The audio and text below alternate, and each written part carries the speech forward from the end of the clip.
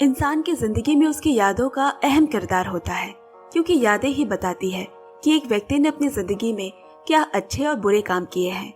जहां एक इंसान अपने बुरे यादों को याद कर पूरी जिंदगी नकारात्मक जीता है, वहीं इसका उल्टा अगर अच्छे यादों को बटोर रखा हो तो उसकी पूरी जिंदगी सकारात्मक तरीके से जाती है। मगर क्या होगा अगर हर व्यक्ति अपनी यादों को भूलने में कामयाब होने लगे। आज की कहानी एक ऐसे व्यक्ति की है जिसने ऑपरेशन कर अपनी यादों को भुला दिया, और जब उसने दोबारा अपनी यादों को रिस्टोर किया तो जो यादें अब उसकी है, क्या वो उसे अपरिचित है या ये भयंकर यादें उसी की है जहां वो खुद को एक खूनी देखता है। दोस्तों, बहुत सारी माइंड ट्विस्ट और टर्न से भरी ये कहानी आपका भी दिमाग हिला देगी, तो पूरी कहानी को बड़े ध्यान से सुनना, आपको बोर होने का मौका नहीं मिलेगा। कहानी पसंद आए तो लाइक शेयर कमेंट पक्के से करें। चैनल सब्सक्राइब के साथ ही नोटिफिकेशन बेल भी हिट करें, और हाँ, फेसबुक पे हमें फॉलो करना ना भूलें, लिंक नीचे डिस्क्रिप्शन बॉक्स में है। तो नमस्कार दोस्तों, आज की कहानी 2017 की battle of memories, director Lester Chen, IMDb rating 6.4। कहानी शुरू एक लड़की शाओयान से हुई जो धीरे धीरे एक एक सेकेंड गिन रही है। तभी बगल के पड़ोसी ने दरवाजा खटखटाया, क्योंकि उसने इस घर से कुछ मारपीट की आवाज सुनी है। महिला ने पूछा, तुम्हारे माँ बाबा ने फिर से लड़ाई की है क्या? शाओयान ने नाम में सर हिलाकर कहा कि सब ठीक है। उस महिला के जाने के बाद उसने दोबारा से गिनना शुरू किया। गिनते गिनते अपने आंगन में जा पहुंची। नीचे फर्श पर 2 लाशें पड़ी है, जिसमें कोई शक नहीं कि उसके माँ बाबा की है, लेकिन उसके चेहरे पे कोई शिकंज नहीं, कोई दुख नहीं। जब उसका गिनना खत्म हुआ, उसने बड़े आराम से पुलिस को कॉल कर अपने माता पिता की मारपीट की बात बताई। उसने अपने पड़ोसन को क्यों कुछ नहीं बताया, और पुलिस को अपने माता पिता की बात इतनी देर से क्यों बताई। इस घटना को बहुत ही अच्छे से याद रखना दोस्तों, क्योंकि यहीं पे आगे कहानी में आएगा महत्वपूर्ण हिस्सा। ये कहानी आम दुनिया से अलग ऐसी जगह की है जहाँ कोई भी इंसान आसानी से अपनी यादों को मिटा सकता है।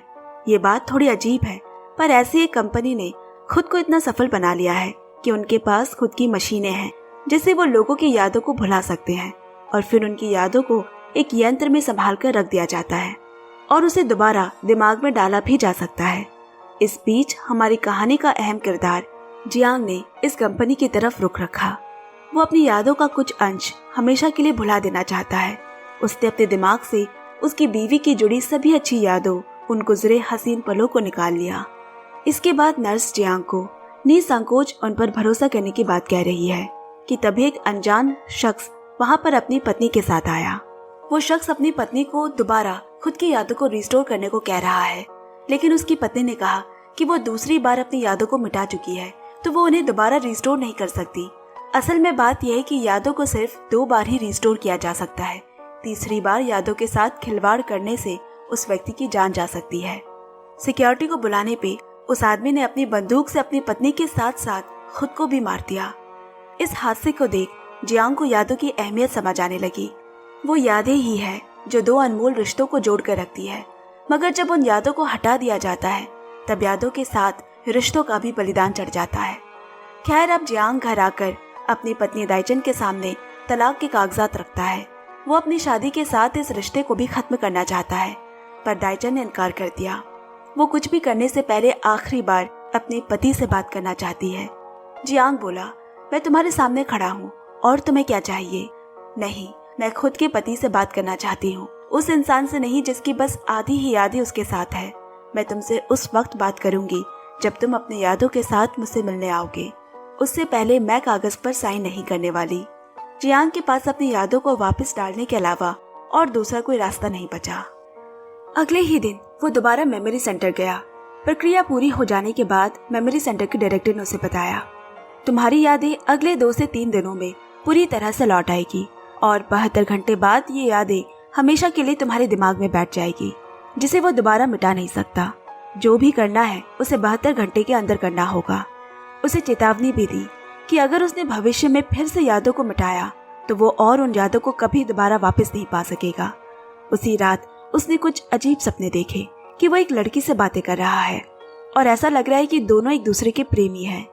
खेतों के बीचों बीच एक पुराना घर है। वो घर में ताला खोलकर दाखिल हुआ, जहाँ एक महिला फोन पे बात कर रही है। जियांग को देख उसने फोन रख दिया। रिडायल करने पे पता चला कि उसने अपने पति को फोन लगाया था। वो महिला बोली, मैं तो बस उसे बताना चाहती थी कि मैं बिल्कुल ठीक हूँ। अगले दिन जियांग कहीं जा रहा है। उसी महिला ने उसे कहा कि वो अपने पति से कुछ बात करना चाहती है, जहाँ वो उसे मिलने अकेले ही जाएगी। और उसके कुछ पल बाद उसने एक बाथटब को देखा जिसमें उसी महिला की लाश पड़ी है और जियांग उस बाथटब के सामने बैठा है। जियांग एकदम से घबरा कर उठ गया। ये सब उसके लिए किसी भयानक सपने से कम नहीं था। अगली सुबह ही वो मेमोरी सेंटर जाकर उनसे सब कुछ कहता है कि शायद गलती से किसी दूसरे की यादें मेरे दिमाग में डाल दी है।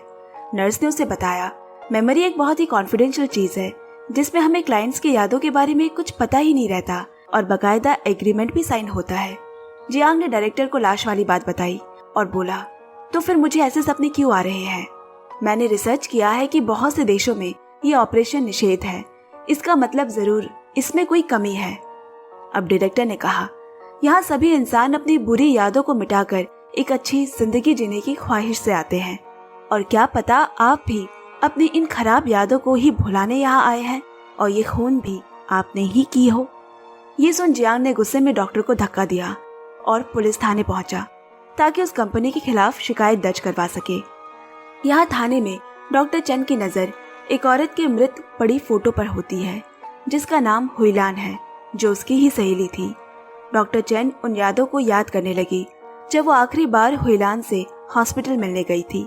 उसके चेहरे पर कई चोटें थी। डॉक्टर चेन उसकी मौत से बुरी तरह टूट गई है। वही शेन नाम के एक पुलिस अफसर ने उसे संभाला। इधर जब जियांग की नजर हुलियान की उसी मृत तस्वीर पर पड़ी तो वो हैरान रह गया, क्योंकि ये तो वही महिला है जिसे उसने अपने सपने में देखा था। उसने पुलिस ऑफिसर लेई से पूछा, क्या इसका कातिल पकड़ा गया है? मैं इस खून के बारे में बहुत कुछ जानता हूँ। ऑफिसर शेन दूर से उसकी बातें सुन हैरान होकर उसे पूछता है, क्या जानते हो तुम इस खून के बारे में? उसने ऑफिसर को अब तक की घटी सारी घटना, मेमोरी सेंटर से लेकर सपने और खून की बात बता दी। लेकिन शेन और लेई को उसकी बातों पे यकीन नहीं हुआ, क्योंकि जियांग पेशे से एक लेखक है। उसकी किताब को पुरस्कार से नवाजा भी गया है, तो उन्हें लगा कि वो अपनी अगली किताब के लिए यहाँ आया है। फिर भी शेन ने उसे पूछा, तो कातिल कौन है? जियांग बोला, आप समझ नहीं रहे, मेरे सपने और मेरी यादों में मैं ही वो कातिल हूँ। ये सुन उसे अब पूछताछ के लिए कमरे में ले जाया गया। जियांग ने उन्हें सब बताया, एक पुराना घर, हुलियान और उसके चेहरे पे चोट के निशान और हुलियान का कातिल को देखकर भी ना घबराना। पर वो कातिल की शक्ल नहीं देख पा रहा। पुलिस उसे कुछ सबूत देने को कहते हैं। ये सब मेरी यादें अभी अधूरी है, मैंने अभी अभी यादों को डाला है, पूरी यादें याद करने में मुझे और समय लगेगा, जियांग बोला। अब और पुलिस को उसकी बातों पे यकीन नहीं हो रहा। उन्हें लग रहा है कि वो बस अपनी अगली किताब के लिए यहाँ से इंस्पिरेशन ले रहा है, और वो वहाँ से चले गए। जियांग एक बार फिर से कातिल की यादों को खंगालने लगा, मगर खुद का यानी कातिल का चेहरा देख पाना उसके लिए नामुमकिन हो रहा है। इस दौरान उसने महसूस किया कि वो कातिल की तरह उन यादों को महसूस और समझ पा रहा है। उसे लग रहा है कि वो खुद एक कातिल है और उसी ने इस खून को अंजाम दिया है। ये ठीक उसी तरह है जब हम सपने देखते हैं, तब हम खुद को न देखकर सामने हो रही चीजों को देख और महसूस कर सकते हैं, लेकिन वो उन यादों से भाग नहीं सकता। उसने और गहराई से उस सपने को अच्छे से जांच करना शुरू किया। इस बार उसने एक लड़की को देखा जो पुलिस को फोन लगा रही है, और तभी उसकी माँ ने फोन छीनकर कहा, पुलिस को बुलाकर और हम सबको मुसीबत में मत डालो। जियांग ये सब सीढ़ियों के ऊपर से देख रहा है। इस लड़की की बहन बहुत डरी हुई है और उसके चेहरे पर बहुत सारे चोट के निशान हैं। ठीक तभी जोर जोर से किसी ने दरवाजा खटखटाया। उसने डरते हुए दरवाजा खोला। उसका पति उसे ले जाने आया है। जियांग सहित सभी ने उसे जाने से मना किया। उस महिला के इनकार करने पर उसके पति ने खुद का हाथ काट लिया और उसे मनाने लगा। वो महिला चलने को मान गई, साथ साथ जियांग भी है। अचानक बीच रास्ते में उसका पति अपनी पत्नी पर चिल्लाने लगा और गाड़ी को तेज चलाते हुए कहने लगा, और कभी मुझे छोड़कर जाओगी? जियांग और वो महिला दोनों के ही डर के मारे हालत खराब हो गई। असल में उस महिला का उसके पति के साथ रिश्ता कुछ ठीक नहीं है। वो उसे मारा पीटा करता है, जिसके सबूत है चेहरे पर चोट के निशान। जियांग को याद आया कि महिला उसे कितना प्यार करती है, उसका कितना ख्याल रखती है, जब वो उस पुराने घर में थे। ठीक तभी जियांग की नींद टूट गई। उसकी ये यादें और भी भयंकर होती जा रही है। क्या रिश्ता है खूनी का उस महिला से? दूसरी तरफ ऑफिसर शेन लेई से पूछता है, एक इतना मशहूर लेखक अचानक पुलिस स्टेशन आकर झूठ क्यों कहेगा? शायद पब्लिसिटी के लिए, लेई बोला। तभी एक और अफसर ने आकर बताया कि जियांग उन्हें बुला रहा है। जियांग ने एक और चौंका देने वाली बात पुलिस को बताई कि एक नहीं बल्कि 2 खून हुए हैं। यादों को खंगालते हुए मुझे एक और हुए खून की यादें याद आ गई। ऑफिसर शेन उसकी बातें सुनकर बिल्कुल चिढ़ गया और बोला, अच्छा, तुमने तो हुलियान को कॉल करते हुए देखा है, तो क्या तुम उसके घर का नंबर बता सकते हो? बड़ी मुश्किल से वो सिर्फ 3 नंबर ही बता पाया। उसके बाद वो बोला, मैं घर जाकर इंतजार करता हूँ। जब मेरी पूरी याददाश्त वापस आ जाएगी तब मैं आपको सब बता दूंगा। पर ऑफिसर शेन ने लेई को उसे गिरफ्तार करने का ऑर्डर दिया। जियांग तो मानो जमीन पे आ गिरा। वो तो खुद उनकी मदद कर रहा है। शेन बोला, अभी तुम इस केस के प्राइम सस्पेक्ट हो। और यहाँ से कहानी की दिशा ही बदल जाती है। लेई ने जब शेन से जियांग को हिरासत में लेने का कारण पूछा, तब शेन ने बताया कि जो नंबर जियांग ने बताया है वो असल में हुलियान के घर के आखिरी के 3 नंबर्स हैं।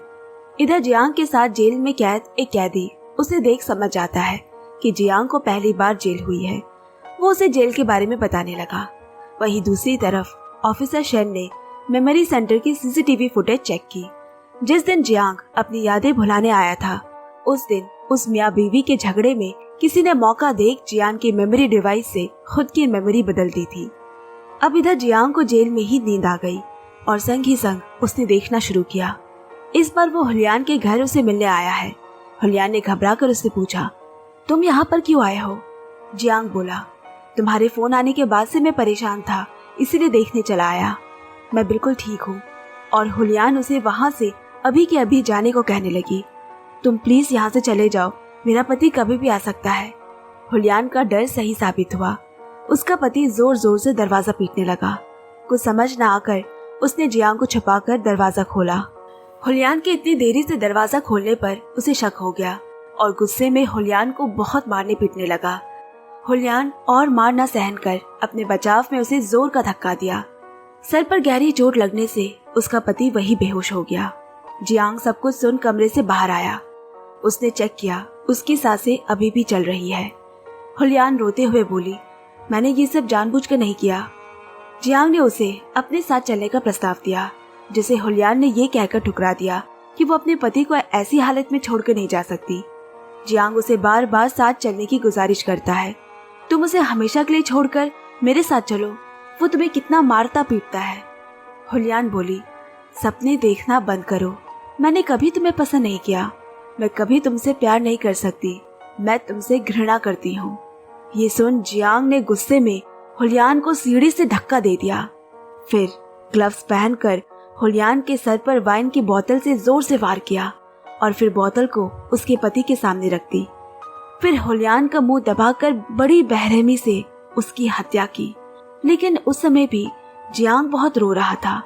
तभी जियांग की नींद टूट गई।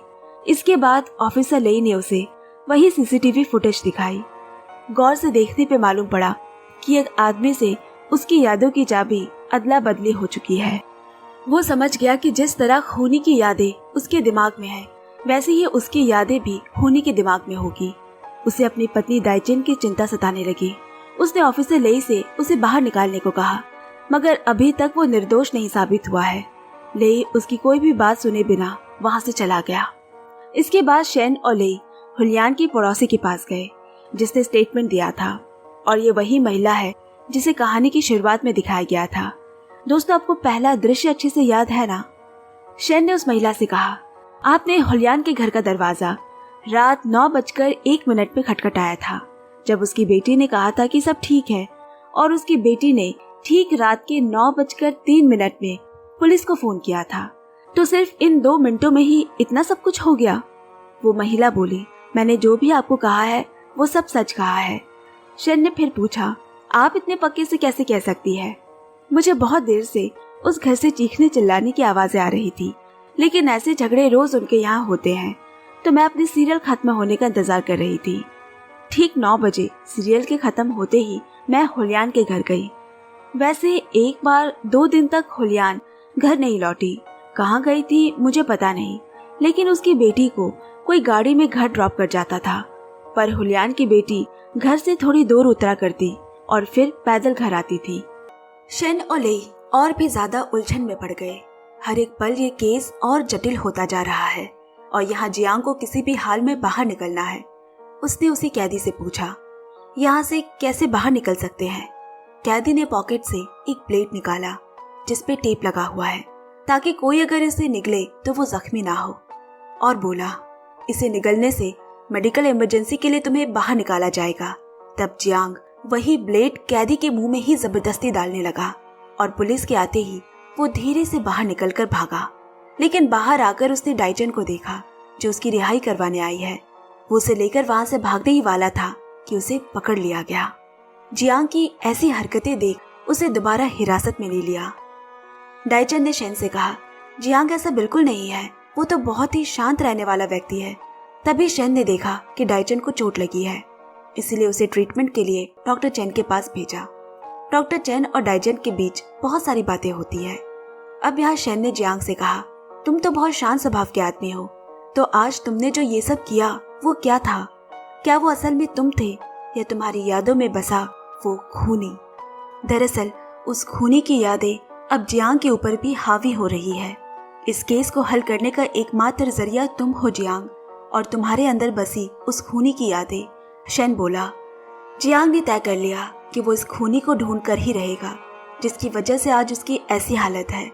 जियांग एक बार फिर खूनी को तलाशने यादों में गया। उसने दोबारा सपना देखा। हुलियान की मौत के दिन जब वो घर पर था, वहाँ हुलियान की बेटी ने भी उसे देखा था और वो जियांग को आगे से ही जानती है। जियांग ने उसके कानों में हेडफोन लगा दिया। ये सब कुछ जियांग किसी दर्शक की तरह देख रहा है और फिर उसने नीचे आकर देखा कि वो हुलियान को पहले ही मार चुका है। कुछ देर बाद हुलियान की बेटी ने भी नीचे आकर देखा और जियांग से पूछा, क्या बाबा ने माँ को मारा है? वो जियांग को यहाँ से चले जाने को कहती है, नहीं तो पुलिस के आ जाने के बाद वो भी यहाँ फंस जाएगा। जियांग को वापस भेजने के बाद वो हर एक सेकेंड्स गिनने लगी। दरअसल वो शायोन ही है जिसे हमने कहानी की शुरुआत में देखा था। इसके बाद जियांग वहां से सीधा उसी पुराने घर के बाथरूम में जा पहुंचा जहां बाथटब में लाश पड़ी हुई है और सामने खड़ा है जियांग। वहां से वो भागने की बहुत कोशिश कर रहा है, लेकिन मानो वो एक अंतरहीन समय में फंस गया है। लाख कोशिशें करने के बाद भी वो नहीं निकल पा रहा। तभी उसे शेन की आवाज आई और उसकी नींद टूट गई। अब लियांग ने ऑफिसर शेन को बताया कि हुलियान की बेटी खूनी को बहुत ही अच्छे से जानती है और उसने ही खूनी को वहां से जाने को कहा था, क्योंकि उसे यही पता है कि उसकी माँ का खून उसके बाबा ने किया है। और जियांग ने उसे ये भी बताया कि खूनी को आखिरी कॉल उसी घर से किया गया था। शेन ये सब सुनकर और हैरान हो गया, आखिर हो क्या रहा ये सब। इधर डॉक्टर चेन डाइचन के घर उसे दवाई देने आई है। उसने डाइचन को एक कॉन्सर्ट में साथ चलने को कहा। उसने कॉन्सर्ट की टिकट भी दी उसे। यहाँ बिना देरी किए शेन और लेई शायून से मिलने उसके स्कूल आ पहुंचे। शेन के बार बार पूछताछ करने पर शायून बोली, मैं एक नाबालिग हूँ, फिर भी आप मुझसे बार बार सवाल कर रहे हैं, क्या मैं पुलिस स्टेशन में कॉल करूँ? वहाँ से खाली हाथ लौटने के बाद अब दोनों जेल में कैद हुलियान के पति से पूछताछ करने पहुंचे, जो पहले से ही अपनी पत्नी को मारने के जुर्म में सजा काट रहा है। शेन ने उसे सब कुछ सच सच बताने को कहा। क्या तुमने ही अपनी पत्नी का खून किया है? उसके पति ने निराशा भरी नजरों से कहा, अब ये सब पूछकर क्या होगा? मेरी पत्नी मर चुकी है और मैं सजा काट रहा हूँ। इधर जियांग एक बार फिर सोने गया। उसने देखा कि वो उसी महिला के साथ खुशी खुशी अपने दिन काट रहा है और एक दिन नहाते समय वही महिला अपने पति के दिए उन जख्मों को सोचकर बहुत ही रो रही है। फिर उसने जियांग से पेन किलर मांगा। पेन किलर निकालते समय जियांग की नजर बगल में रखी नींद की दवाई की शीशी पर पड़ी। उसने जानबूझकर उसे वो नींद की दवाई दी, जिसके बाद वो वहीं सो गई। सोते हुए जब वो बाथटब के पानी में डूब गई तो वो छटपटाने लगी और वहां से निकलने की बेजोड़ कोशिश करने लगी, लेकिन उसके दम घुटने से मौत हो गई। जियांग दरवाजे पे खड़ा होकर उसे तिल तिल मरते हुए देख रहा है। फिर वो बाथटब के पास आकर खूब रोया। नींद से जागने के बाद जियांग पूरी पुलिस रिकॉर्ड्स की फाइल छान मारता है उस महिला के बारे में पता लगाने, लेकिन उसके कुछ हाथ नहीं लगा। तभी जियांग ने देखा कि पुलिस के पास हुलियान के कॉल लिस्ट के रिकॉर्ड्स है। उसने ऑफिसर शेन से कहा, इसी नंबर पे तो कॉल करके खूनी को ढूंढ निकाला जा सकता है। ऑफिसर शेन बोला, ये नंबर वेरीफाइड नहीं है और पुलिस को क्या करना है क्या नहीं ये तुमसे सीखने की जरूरत नहीं। अब जियांग के सब्र से ये सब बाहर हो चुका है। उसने एक प्लान बनाया। जो ब्लेड उसे उस कैदी ने दिया था वो अब भी उसी के पास है। उसने उसके मुंह में वो ब्लेड नहीं डाली थी, बल्कि वो उसी के पास थी जिससे डाइचन को भी चोट आई। अब जियांग ने वो ब्लेड निकला। उसकी बिगड़ती हालत देख पुलिस उसे एम्बुलेंस में भरने लगी और तभी उसने पुलिस पे हमला कर उनके हाथ हथकड़ी डाल वहां से भाग निकला। अब इधर डाइचन डॉक्टर चेन के साथ कॉन्सर्ट में आई है। दूसरी तरफ जियांग ने डाइचन को कॉल करके पूछा कि वो कहाँ है। उसके बाद उसने बड़ी मुश्किल से मुंह में हाथ डालकर उस ब्लेड को बाहर निकाला। यहाँ साथ ही ऑफिसर लेई ने भी इस केस से जुड़ी एक गुत्थी सुलझा ली है। उसने ऑफिसर शेन से पूछा, आपको क्या लगता है किलर और विक्टिम के बीच क्या रिश्ता रहा होगा? शेन बोला, वो दोनों प्रेमी थे। तब लेई ने कहा, लेकिन उनके बीच एक और रिश्ते की संभावना है। खूनी और हुईलान एक अच्छे दोस्त भी थे, इसीलिए हुईलान उसे अच्छे से जानती थी, साथ ही उसकी बेटी शायोन भी। और वो दोनों भली भांति जानते हैं कि हुईलान का बेस्ट फ्रेंड कौन है। खूनी और कोई नहीं बल्कि डॉक्टर चेन है। डॉक्टर चेन को हुईलान अपना बेस्ट फ्रेंड मानती थी, लेकिन डॉक्टर चेन हुईलान से प्यार करती थी। और जब हुईलान को इसका पता चला तब उसने ये कहा था कि तुम्हारा ये सपना कभी पूरा नहीं होगा, मैं तुमसे घृणा करती हूँ। और इसीलिए उसने हुईलान का खून किया।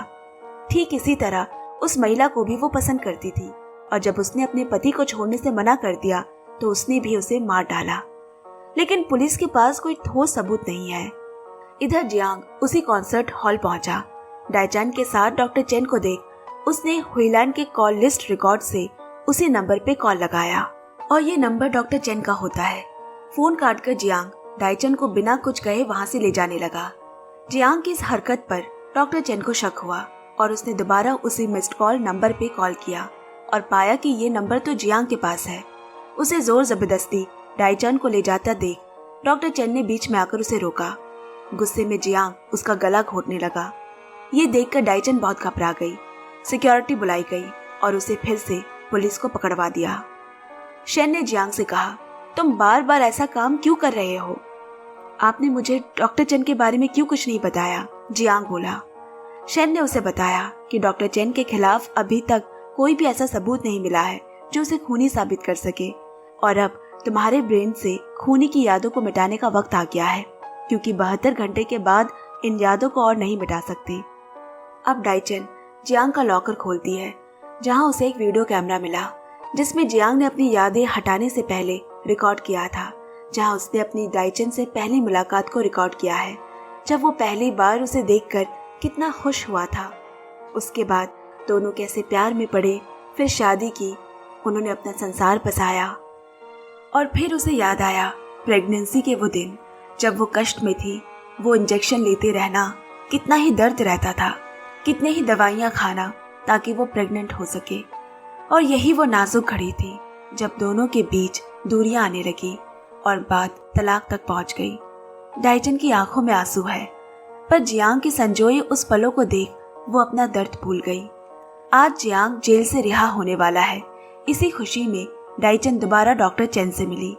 डॉक्टर चेन उसे अपने एक पुराने घर ले आई और उसके घर के ही पीछे है वही पुराना घर जिसे जियांग बार बार अपने सपनों में देखा करता है। अब यहाँ ऑफिसर ले जियांग को लेकर मेमोरी सेंटर जा रहा है। उसके ब्रेन से खूनी की यादों को निकालने की सारी तैयारियां हो गई है। तभी एक बार फिर जियांग उसी पुराने घर को देखता है। वो बाथटब में मरी उस महिला के सामने बैठकर रो रहा है। इस बार उसे कुछ और भी दिखा, एक आईना, लेकिन उसमें तो वो खुद को नहीं बल्कि एक बच्चे को देखता है। जियांग उसी वक्त वहां से निकलकर ऑफिसर लेई से कहता है, सबसे पहला जो खून हुआ था वो एक बच्चे ने किया है। असल में अभी तक जो भी उसने देखा है वो सब उस खूनी की बचपन की यादें हैं। उसने छोटे में अपनी माँ को मारा और बड़े होकर उसने हुईलान का खून किया। बाहर निकल के जियांग ने डाइचन को फोन लगाया। डाइचन ने उसे बताया कि वो डॉक्टर चेन के साथ उसके पुराने घर पर है। तभी चेन ने आकर उससे फोन छीन लिया और कहा, मुझ पर भरोसा रखो, इन सब के पीछे एक कारण है। इधर जियांग उस पुराने घर का पता याद करने की कोशिश कर रहा है, मगर वो याद नहीं कर पा रहा। तभी उसे याद आया कि उस महिला की बहन ने एक बार फोन पर पुलिस को पता बताया था। वो तुरंत एक टैक्सी पकड़कर उस घर की तरफ निकल पड़ा। दूसरी ओर ऑफिसर लेई हुईलान की बेटी शाइयोन को खुद ही स्कूल से घर छोड़ने आया है। कुछ समय तक वो ही उसे घर छोड़ने आएगा, क्योंकि उसकी जान को भी खतरा है जब तक खूनी पकड़ा नहीं जाता।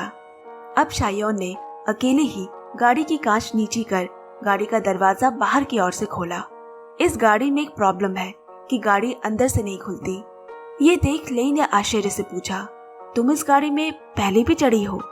ये सुन शाइयोन घबरा कर भागने लगी, पर लेई ने उसे पकड़ लिया और पूछा, तुम किसे बचाने की कोशिश कर रही हो? उसके कुछ न बताने पर भी वो समझ गया कि वो ऑफिसर शेन को बचाने की कोशिश कर रही है। ये गाड़ी ऑफिसर सेन की ही होती है। अब तक जियांग भी उस पुराने घर में आ पहुंचा। वहां उसे ऑफिसर शेन जख्मी हालत में पड़ा दिखा और बगल में डॉक्टर चेन बेहोश पड़ी है। शेन ने माफी मांगते हुए जियांग से कहा, मैं बहुत ही दुखी हूँ। डॉक्टर चेन ही असली खूनी है। उसने तुम्हारी पत्नी को मार डाला, तुम्हारे बच्चे की माँ। जियांग हैरान हो गया सुनकर कि उसकी पत्नी गर्भवती है। उसे याद आया कि यादें भुलाने के बाद डाइचन उससे कुछ कहना चाहती थी। अब ऑफिसर शेन बोला, जिस बच्चे के लिए उसने इतने कष्ट सहे, दवाई पे दवाई इंजेक्शन लेती रही, आज वो बच्चा पेट में आने के बाद मर गई। गुस्से में जियांग ने शेन की बंदूक ली और डॉक्टर चेन को गोली मारने ही वाला था कि तभी उसे लगा, शेन को उसकी बीवी की गर्भवती होने की बात कैसे पता चली कि डाइचन ने इतने कष्ट सहे हैं। और तभी शेन ने पीछे से उस पर हमला कर दिया।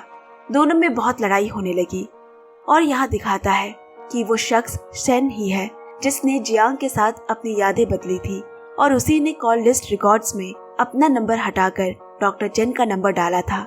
इतना ही नहीं, उसी ने डॉक्टर चेन को फोन भी किया था और ये कहा था कि जियांग अपनी पत्नी को शायद मारने वाला है, इसीलिए उस दिन उसने डाइचन को जियांग के साथ जाने नहीं दिया। और शेन ने उस घर की चाबी डॉक्टर चेन को देकर कहा था कि वहाँ डाइचन सुरक्षित है। मैं नहीं चाहता कि हुईलान के जैसे एक और खून हो। ये सारा खेल ऑफिसर शेन का रचाया हुआ था। लड़ते लड़ते एक समय जियांग शेन पर भारी पड़ा और इसी बीच ऑफिसर शेन ने अपनी माँ की यादों को देखा। जब वो छोटा था, माँ के साथ बिताए वो खुशी के पल, लेकिन वो रोज रोज अपनी माँ को बाबा से इतना मार खाते, इतना कष्ट सहते और नहीं देख सकता, इसीलिए उसने अपनी माँ को ही हमेशा के लिए सुला दिया। अब जियांग ने देखा कि डॉक्टर चेन और डाइचन दोनों ही ठीक है। पीछे से ऑफिसर शेन ने आकर उसे अपने प्लान के बारे में बताया। जहाँ जियांग अपनी पत्नी की मौत की खबर सुन गुस्से में डॉक्टर चेन का खून करता और फिर वो जियांग को मारता, ये कहकर कि ये एक एक्सीडेंट था, पर अफसोस तुमने ये किस्सा मुझे मेरी तरह से खत्म करने नहीं दिया। इसके बाद उसने डॉक्टर चेन पर गोली चला दी। तभी डाइचन दौड़कर शेन के सामने जा खड़ी हुई। तुम्हें पहले मुझे मारना होगा। अगर तुम्हारे दिमाग में मेरे पति की यादें हैं तो तुम मुझे नहीं मार पाओगे। शेन के दिमाग में बसी डाइचन की यादें उसकी आंखों के सामने चलने लगी।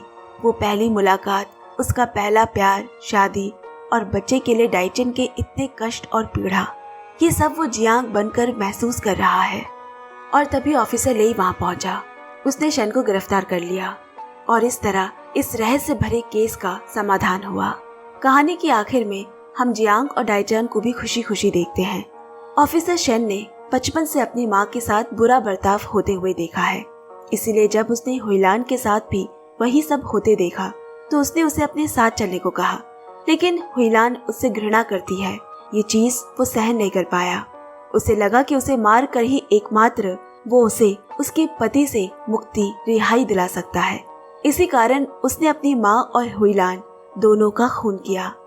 इसी के साथ मैं एक इंसान की मानसिक दुख भरी कहानी यही खत्म करती हूँ। कहानी कैसी लगी कमेंट्स करके जरूर बताएं। मैं जल्द ही नई कहानी के साथ आपसे मिलती हूँ। तब तक keep listening, keep loving. Bye bye, love you, take care.